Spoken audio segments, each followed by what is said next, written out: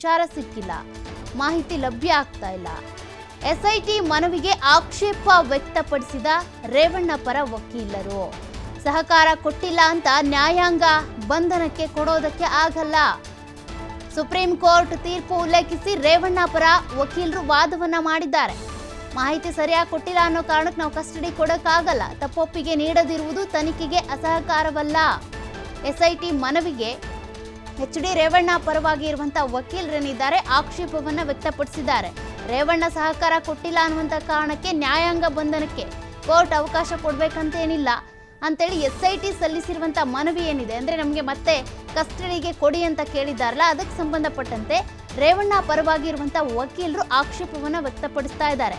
Supreme court ತೀರ್ಪನ್ನು ಉಲ್ಲೇಖಿಸಿ ರೇವಣ್ಣ ಪರ ವಕೀಲರು ವಾದವನ್ನು ಮಾಡ್ತಾ ಇದ್ದಾರೆ. ತಪ್ಪೊಪ್ಪಿಗೆ ನೀಡದಿರುವುದು ತನಿಖೆಗೆ ಅಸಹಕಾರ ಏನಲ್ಲ. ತಪ್ಪೊಪ್ಪಿಗೆ ಕೊಟ್ಟಿಲ್ಲ ಅಂತ ಅಂದ ತಕ್ಷಣ ಅವ್ರು ತನಿಖೆಗೆ ಸಹಕರಿಸ್ತಾ ಇಲ್ಲ ಅನ್ನುವಂಥದ್ದೇನಲ್ಲ. ತಪ್ಪೊಪ್ಪಿಗೆ ಕೊಟ್ಟಿಲ್ಲ ಅನ್ನುವಂಥ ಕಾರಣಕ್ಕೆ ನಾವು ಕಸ್ಟಡಿ ಕೊಡಬೇಕು ಅಂತೇನಿಲ್ಲ. ಹಾಗಾಗಿ ಇದಕ್ಕೆ ನಮ್ಮ ಆಕ್ಷೇಪ ಇದೆ ಅಂತ ಎಚ್.ಡಿ. ರೇವಣ್ಣ ಪರವಾಗಿರುವಂಥ ವಕೀಲರು ವಾದ ಮಂಡನೆ ಮಾಡಿದ್ದಾರೆ.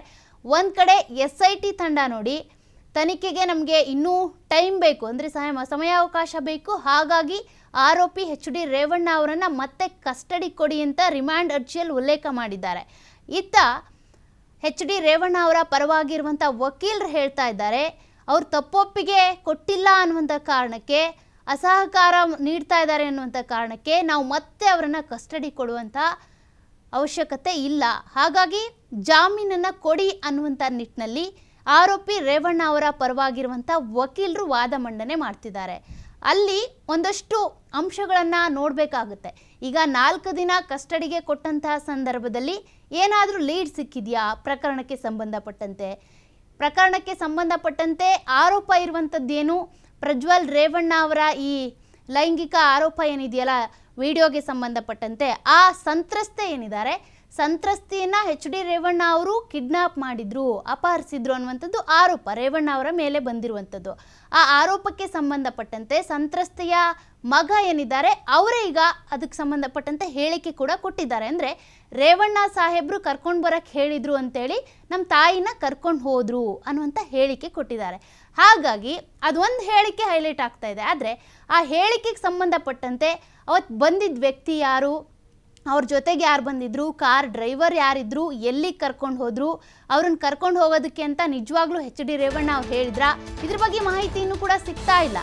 ರೇವಣ್ಣ ಜಾಮೀನು ಅರ್ಜಿ ವಿಚಾರಣೆ ನಾಳೆಗೆ ಮುಂದೂಡಿಕೆ ಆಗಿದೆ. ರೇವಣ್ಣ ಜಾಮೀನು ಅರ್ಜಿ ವಿಚಾರಣೆ ನಾಳೆಗೆ ಮುಂದೂಡಿಕೆ ಮಾಡಲಿಕ್ಕೆ ಕಾರಣ ಕೂಡ ಇದೆ. ಎಸ್ಐಟಿ ಒಂದು ಕಡೆ ವಾದ ಮಾಡ್ತಾ ಇದೆ ನಮ್ಮ ಕಸ್ಟಡಿಗೆ ಬೇಕು ಅಂತ, ಇನ್ನೊಂದು ಕಡೆ ಆರೋಪಿ ಎಚ್.ಡಿ. ರೇವಣ್ಣ ಅವರ ಪರ ವಕೀಲರೇನಿದ್ದಾರೆ ಅವರು ಹೇಳ್ತಿದ್ದಾರೆ ಜಾಮೀನು ಅರ್ಜಿ ಏನಿದೆ ಅದನ್ನು ಸ್ವೀಕಾರ ಮಾಡಿ ಮತ್ತೆ ಕಸ್ಟಡಿ ಕೊಡುವಂಥ ಅವಶ್ಯಕತೆ ಇಲ್ಲ ಅಂತ ಅವರು ಕೂಡ ವಾದ ಮಾಡ್ತಿದ್ದಾರೆ. ಸದ್ಯಕ್ಕೆ ಈ ಜಾಮೀನು ಅರ್ಜಿ ವಿಚಾರಣೆ ನಾಳೆಗೆ ಮುಂದೂಡಿಕೆ ಆಗಿದೆ. ಇವತ್ತು ಅರ್ಜಿಯ ವಿಚಾರಣೆ ನಡೆಯುತ್ತೆ ಅಂತ ಅಂದಿದ್ರಲ್ಲ, ಈಗ ಒಂದಷ್ಟು ವಾದ ವಿವಾದಗಳು ನಡೆದಿದ್ದಾವೆ, ಪ್ರತಿವಾದಗಳು. ಅದ್ಯಾವುದಕ್ಕೂ ಕೂಡ ಸರಿ ಹೋಗ್ತಾ ಇಲ್ಲ. ಇನ್ನೂ ಕೂಡ ಜಡ್ಜ್ ಏನಿದ್ದಾರೆ ಅದಕ್ಕೆ ಸಂಬಂಧಪಟ್ಟಂತೆ ನೋಡಬೇಕಾಗುತ್ತೆ. ನಾಳೆ ಇದರ ಒಂದು ವಿಚಾರಣೆ ನಡೆಯುತ್ತೆ. ಜನಪ್ರತಿನಿಧಿಗಳ ವಿಶೇಷ ನ್ಯಾಯಾಲಯದಿಂದ ಈಗಾಗಲೇ ಅರ್ಜಿ ಮುಂದೂಡಿಕೆ ಆಗಿದೆ.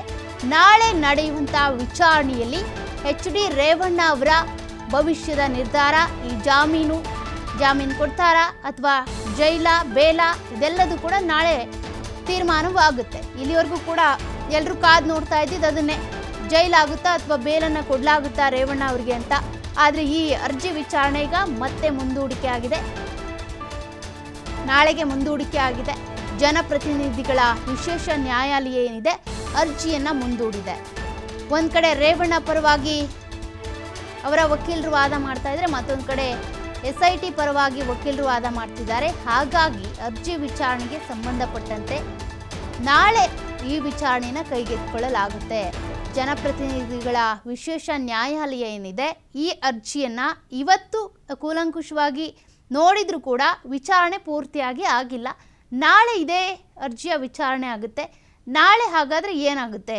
ಈ ಅರ್ಜಿ ವಿಚಾರಣೆಗೆ ಸಂಬಂಧಪಟ್ಟಂತೆ ರೇವಣ್ಣ ಜಾಮೀನು ಅರ್ಜಿ ಏನಿದೆ ತಿರಸ್ಕೃತ ಆಗುತ್ತಾ, ಸ್ವೀಕೃತ ಆಗುತ್ತಾ ಅನ್ನುವಂಥದ್ದೇ ಈಗ ಸದ್ಯಕ್ಕಿರುವಂಥ ಪ್ರಶ್ನೆ. ಮಾಜಿ ಸಚಿವರಿಗೆ ಜೈಲು ಶಿಕ್ಷೆ ಆಗುತ್ತಾ ಅಥವಾ ಬೇಲನ್ನು ಕೊಡ್ತಾರಾ ಅನ್ನುವಂಥ ಪ್ರಶ್ನೆ ಎದುರಾಗಿದೆ. ಈಗಾಗಲೇ ರಿಮಾಂಡ್ ಅರ್ಜಿಯಲ್ಲಿ SIT ತಂಡ ಏನಿದೆ ವಿಚಾರಣೆಗೆ ನಾಳೆ ಮುಂದೂಡಿದ್ದು ಜಡ್ಜ್ ಸಂತೋಷ್ ಗಜಾನನ ಅವರು ಈಗ ಈ ವಿಚಾರಣೆಯನ್ನು ಮುಂದೂಡಿದ್ದಾರೆ.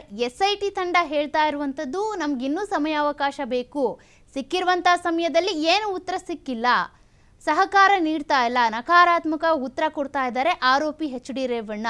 ಹೀಗಾಗಿ ನಮ್ಗೆ ಸರಿಯಾದ ತನಿಖೆ ನಡೆಸೋದಕ್ಕೆ ಕಸ್ಟಡಿ ಕೊಡಿ ಅಂತ.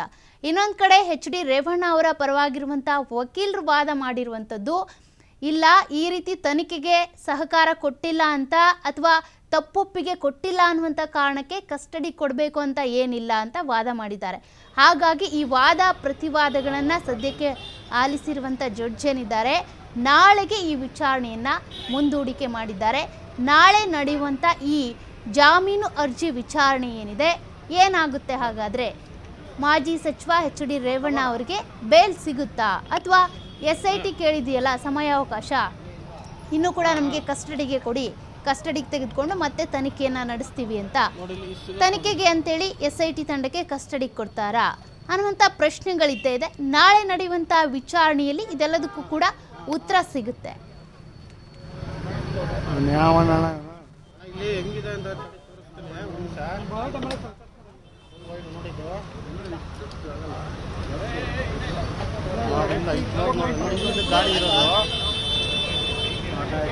ಗಾಡಿ ನೋಡಿ ಹಿಂಗಿದೆ,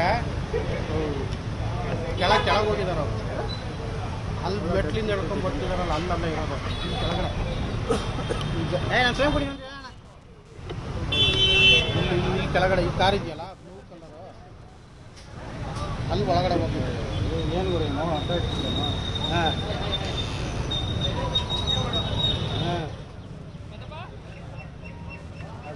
ನೋಡಿ, ಈಗಾಗಲೇ SIT ಅಧಿಕಾರಿಗಳು ಒಂದಷ್ಟು ಅಂಶಗಳನ್ನು ಉಲ್ಲೇಖ ಮಾಡಿದ್ದಾರೆ. ವಿಚಾರಣೆ ನಡೆಯುವಂಥ ಸಂದರ್ಭದಲ್ಲಿ ರೇವಣ್ಣ ಅವರಿಗೆ ಜಾಮೀನು ಆಗಿದ್ದೇ ಆದರೆ ಅವರು ಪ್ರಭಾವಿ ವ್ಯಕ್ತಿ, ರಾಜಕಾರಣಿ, ಮಾಜಿ ಸಚಿವರು, ಹಾಗಾಗಿ ಹೊರಗೆ ಹೋದ್ರು ಅಂತ ಅಂದರೆ ಸಾಕ್ಷ್ಯಗಳನ್ನು ನಾಶ ಮಾಡುವಂಥ ಸಾಧ್ಯತೆ ಇರುತ್ತೆ ಅಂತ. ಅವರೇ ಅಂತಲ್ಲ, ಆರೋಪಿ ಯಾರೇ ಆಗಿದ್ರು ಕೂಡ ಈ ರೀತಿ ಜಾಮೀನು ಸಿಕ್ಕಂಥ ಸಂದರ್ಭದಲ್ಲಿ ಸಾಕ್ಷಿಗಳನ್ನು ನಾಶ ಮಾಡುವಂಥ ಸಾಧ್ಯತೆ ಇರುತ್ತೆ. ಹಾಗಾಗಿನೇ ಅವ್ರ ಮೇಲೆ ಕಣ್ಣನ್ನು ಇಟ್ಟಿರ್ತಾರೆ. ಪ್ರತಿದಿನ ಕೂಡ ಬಂದು ಅವರು ಸೈನ್ ಹಾಕಿ ಹೋಗಬೇಕಾಗುತ್ತೆ ಪೊಲೀಸ್ ಸ್ಟೇಷನ್ಗೆ. ಹೀಗೆಲ್ಲ ಒಂದಷ್ಟು ಪ್ರೊಸೀಜರ್ಸ್ ಇರುತ್ತೆ. ಹಾಗಾಗಿನೇ ಈಗಾಗಲೇ SIT ತಂಡ ಕೂಡ ಅದನ್ನೇ ಹೇಳಿರುವಂಥದ್ದು, ಸಾಕ್ಷಿಗಳನ್ನು ನಾಶ ಮಾಡುವಂಥ ಸಾಧ್ಯತೆ ಇರುತ್ತೆ, ಹಾಗಾಗಿ ನಮಗೆ ಕಸ್ಟಡಿಗೆ ಕೊಡಿ ಅಂತ. ಪ್ರಕರಣದಲ್ಲಿ ಸಾಕ್ಷಿ ನಾಶ ಆಗಿಬಿಡ್ತು ಅಂತ ಅಂದರೆ ಮತ್ತೆ ಈ ತನಿಖೆ ಮೊದಲಿಂದ ಪ್ರೊಸೀಜರ್ ಸ್ಟಾರ್ಟ್ ಆಗಬೇಕಾಗುತ್ತೆ. ಅದಕ್ಕೆ ಸಂಬಂಧಪಟ್ಟಂತೆ ಮಾಹಿತಿಯನ್ನು ಕಲೆ ಹಾಕಬೇಕಾಗುತ್ತೆ, ಆರೋಪಿಗಳನ್ನು ಮತ್ತೆ ತನಿಖೆ ಮಾಡಬೇಕಾಗುತ್ತೆ ಬೇರೆ ಬೇರೆ ಆ್ಯಂಗಲಲ್ಲಿ. ಹಾಗಾಗಿ ಹೊಳೆ ನರಸೀಪುರದಲ್ಲಿ ರೇವಣ್ಣ ವಿರುದ್ಧ ಮತ್ತೊಂದು ಕೇಸ್ ಕೂಡ ದಾಖಲಾಗಿದೆ. ಇದೆಲ್ಲವನ್ನು ಕೂಡ ಅಂಶಗಳನ್ನು ಇಟ್ಕೊಂಡು SIT ತಂಡದ ಪರವಾಗಿರುವಂಥ ವಕೀಲರು ವಾದ ಮಾಡಿದ್ದಾರೆ. ಹಾಗಿದ್ರೂ ಕೂಡ ಈಗ ಅರ್ಜಿ ವಿಚಾರಣೆ ಪೂರ್ತಿಯಾಗಿಲ್ಲ. ನಾಳೆ ಜಾಮೀನು ಅರ್ಜಿಯ ವಿಚಾರಣೆ ಆಗುತ್ತೆ. ಜಾಮೀನು ಅರ್ಜಿಗೆ ಆಕ್ಷೇಪಣೆ ಸಲ್ಲಿಸೋದಕ್ಕೆ 1 ವಾರ ಸಮಯ ಕೇಳಿದ್ದಾರೆ ಈಗಾಗಲೇ SIT ತಂಡ. ಅದಕ್ಕೆ ಸಂಬಂಧಪಟ್ಟಂತೆ ವಿಚಾರಣೆ ಈಗ ಪೂರ್ತಿಗೊಳ್ಳಿಲ್ಲ. ಹಾಗಾಗಿ ಒಂದು ಕಡೆ HD ರೇವಣ್ಣ ಅವರ ಪರವಾಗಿರುವಂಥ ವಕೀಲರು ಅವರಿಗೆ ಜಾಮೀನು ಕೊಡಿಸ್ಬೇಕು ಅನ್ನುವಂಥ ನಿಟ್ಟಿನಲ್ಲಿ ಮಾಹಿತಿಯನ್ನು ಅಥವಾ ಸಾಕ್ಷಿಗಳನ್ನು ಕಲೆ ಹಾಕುವಂಥ ಇದಕ್ಕೆ ನಾಳೆವರೆಗೂ ಕೂಡ ಒಂದಷ್ಟು ಅವಕಾಶ ಸಿಗುತ್ತೆ. ಅದೇ ರೀತಿಯಾಗಿ SIT ತಂಡಕ್ಕೆ ಕೂಡ ಈಗಾಗಲೇ ಈ ಅರ್ಜಿಯನ್ನು, ಜಾಮೀನು ಅರ್ಜಿಯನ್ನು ಮುಂದೂಡಿಕೆ ಮಾಡಿರೋದ್ರಿಂದ ವಿಚಾರಣೆ ಮಾಡೋದಕ್ಕೆ ನಾಳೆ ವಿಚಾರಣೆ ನಡೆಯೋದ್ರಿಂದ SIT ತಂಡ ಕೂಡ ಮತ್ತೆ ಈಗ ಅವರ ಪರವಾಗಿರುವಂಥ ವಕೀಲರು ವಾದ ಮಾಡಬಹುದು. ಏನೆಲ್ಲ ವಿಚಾರಗಳನ್ನು ಇಟ್ಕೊಂಡು ಈಗಾಗಲೇ ಕೇಸ್ ಮೇಲೆ ಕೇಸ್ಗಳು ದಾಖಲಾಗ್ತಾ ಇದ್ದಾವೆ. ಮತ್ತು ಇವರನ್ನು ಹೊರಗೆ ಬಿಟ್ಟರೆ, ಜಾಮೀನು ಕೊಟ್ಬಿಟ್ರೆ ಸಾಕ್ಷಿಗಳನ್ನು ನಾಶಪಡಿಸುವಂಥ ಸಾಧ್ಯತೆ ಇದೆ. ಈಗೇನು ಗುಪ್ತವಾಗಿ ಇಬ್ಬರು ಸಂತ್ರಸ್ತೆಯರ ಅಂದರೆ ಪ್ರಜ್ವಲ್ ರೇವಣ್ಣ ಅವರ ಪ್ರಕರಣಕ್ಕೆ ಸಂಬಂಧಪಟ್ಟಂತೆ ಇಬ್ಬರು ಸಂತ್ರಸ್ತೆಯರ ಹೇಳಿಕೆ ಪಡ್ಕೊಂಡಿದ್ದಾರಲ್ಲ, ಅದಕ್ಕೆ ಸಂಬಂಧಪಟ್ಟಂತೆಯೂ ಕೂಡ ಸಂತ್ರಸ್ತೆಯರನ್ನ ಹೆದರಿಸುವ ಅಥವಾ ಬೆದರಿಸುವಂಥ ಸಾಧ್ಯತೆಗಳಿರುತ್ತೆ. ಮತ್ತು ಸಂತ್ರಸ್ತೆಯರು ಮತ್ತೆ ಹೇಳಿಕೆ ಕೊಡೋದಕ್ಕೆ ಬರದೇ ಇರ್ಬೋದು. ಅದೇ ರೀತಿಯಾಗಿ ಈ ಸಾಕ್ಷಿ ನಾಶ ಆಗ್ಬೋದು. ಇವೆಲ್ಲ ಸಾಧ್ಯತೆ ಇರೋದ್ರಿಂದ ಕಳೆದ 3 ದಿನಗಳಿಂದ ಕೂಡ SIT ವಿಚಾರಣೆಯನ್ನು ನಡೆಸಿದೆ. ಆದರೆ ಮಾಹಿತಿ ಲಭ್ಯ ಆಗ್ತಾ ಇಲ್ಲ. ರೇವಣ್ಣ ಅವರಿಂದ ಲಿಖಿತವಾಗಿ ಎಲ್ಲವನ್ನ ಕೂಡ ದಾಖಲು ಮಾಡ್ಕೊಂಡಿದ್ದಾರೆ, ಅವ್ರು ಹೇಳಿರುವಂಥ ಪಾಯಿಂಟ್ ಟು ಪಾಯಿಂಟ್. ಆದರೆ ರಿಮೈಂಡ್ ನಕಾರಾತ್ಮಕ ಅಂದರೆ ಏನರ್ಥ? ಮೌನದಿಂದ ಇರುವುದು ತನಿಖೆಗೆ ಅಸಹಕಾರ ಅಂತ ಅಲ್ಲ. ಮಹಿಳೆ ಸ್ವ ಇಚ್ಛೆಯಿಂದ ಬೈಕ್ನಲ್ಲಿ ಕುಳಿತು ಹೋಗಿದ್ದಾರೆ. ಸ್ವ ಇಚ್ಛೆಯಿಂದ ಹೋಗಿರುವಂಥದ್ದು. ಕಳೆದ 3 ದಿನಗಳಿಂದ ನಡೆದಿರುವಂಥ ತನಿಖೆ ಹಾಗಿದ್ರೂ ಕೂಡ ನೀವು ರೇವಣ್ಣ ಅವರು ತನಿಖೆಗೆ ಸಹಕಾರ ಕೊಡ್ತಾ ಇಲ್ಲ ಅಂದರೆ ಏನರ್ಥ? ರೇವಣ್ಣ ಅವರ ತನಿಖೆ ಏನಿದೆ ಆ ಸಂದರ್ಭದಲ್ಲಿ ಅವ್ರು ಹೇಳಿರುವಂಥದ್ದನ್ನು ನೀವು ಬರ್ಕೊಂಡಿದ್ದೀರಾ, ಲಿಖಿತ ರೂಪದಲ್ಲಿದೆ. ಹಾಗಿದ್ರೂ ಕೂಡ ಅವ್ರ ತನಿಖೆಗೆ ಸಹಕಾರ ನೀಡ್ತಾ ಇಲ್ಲ, ಕಸ್ಟಡಿಗೆ ಬೇಕು ಅಂದರೆ ಏನರ್ಥ ಅಂತ ಎಚ್ ಡಿ ರೇವಣ್ಣ ಅವರ ಪರವಾಗಿರುವಂಥ ವಕೀಲರು ವಾದ ಮಾಡಿರುವಂಥದ್ದು. ಮಹಿಳೆ ಏನಿದ್ದಾರೆ ಸ್ವ ಇಚ್ಛೆಯಿಂದಾನೇ ಬೈಕ್ನಲ್ಲಿ ಕೂತ್ಕೊಂಡು ಹೋಗಿದ್ದಾರೆ. ಹಾಗಾಗಿ ತನಿಖೆಗೆ ಸಹಕಾರ ನೀಡಿಲ್ಲ ಅಂದರೆ ಅವರು ಸೈಲೆಂಟ್ ಆಗಿದ್ದಾರೆ ಅಂದ ತಕ್ಷಣ ಅಸಹಕಾರ ಅಂತ ಅರ್ಥಲ್ಲ. ತಪ್ಪೊಪ್ಪಿಗೆ ಕೊಟ್ಟಿಲ್ಲ ಅಂದಾಕ್ಷಣ ನಾವು ಕಸ್ಟಡಿ ಕೊಡಬೇಕು ಅಂತ ಅಲ್ಲ ಅನ್ನೋ ರೀತಿಯಾಗಿ ಆರೋಪಿ ಎಚ್ ಡಿ ರೇವಣ್ಣ ಅವರ ಪರವಾಗಿರುವಂಥ ವಕೀಲರು ವಾದ ಮಾಡಿದ್ದಾರೆ. ಆದರೆ ಕೇಸ್ಗಳು ಕಂಪ್ಲೇಂಟ್ ಮೇಲೆ ಕಂಪ್ಲೇಂಟ್ಗಳು ದಾಖಲಾಗ್ತಾ ಇರೋದ್ರಿಂದ SIT ತಂಡದ ಪರವಾಗಿರುವಂಥ ವಕೀಲರು ಕೂಡ ವಾದ ಮಾಡಿದ್ದಾರೆ. ಜಾಮೀನನ್ನು ಕೊಟ್ಬಿಟ್ರೆ ಸಾಕ್ಷಿಗಳು ನಾಶವಾಗ್ತವೆ. ಅದೇ ರೀತಿಯಾಗಿ ಈ ಒಂದು ಪ್ರಕರಣಕ್ಕೆ ಸಂಬಂಧಪಟ್ಟಂತೆ ಇರುವಂತಹ ಸಾಕ್ಷಿಗಳೇನಿದ್ದಾವೆ ಅಂದರೆ ಪ್ರತ್ಯಕ್ಷ ಸಾಕ್ಷಿಗಳಿರ್ಬೋದು, ಪರೋಕ್ಷವಾಗಿರ್ಬೋದು, ಅಥವಾ ಒಂದಷ್ಟು ಜನರು ಬಂದು ಹೇಳಿಕೆ ಕೊಡಬೇಕು ಅಂದ್ಕೊಂಡಿರ್ತಾರೆ. ಇನ್ನೂ ಕಂಪ್ಲೇಂಟ್ ಅಂದರೆ ಈಗ ಹೆಲ್ಪ್ಲೈನ್ ಕೂಡ ಆರಂಭ ಆಗಿದೆ. ಕಂಪ್ಲೇಂಟ್ ಕೊಡೋದಕ್ಕೆ ಹೆದರಬಹುದು ಅನ್ನುವಂಥದ್ದು SIT ತಂಡದ ವಾದ.